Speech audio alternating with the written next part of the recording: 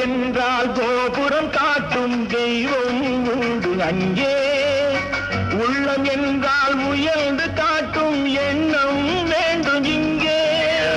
கோவில் என்றால் கோபுரம் காட்டும் தெய்வம் உண்டு அங்கே. உள்ளம் என்றால் உயர்ந்து காட்டும் எண்ணம் வேண்டும் இங்கே. பிறந்த நாடே சிறந்த கோயில், பேசும் மொழியே தெய்வம்.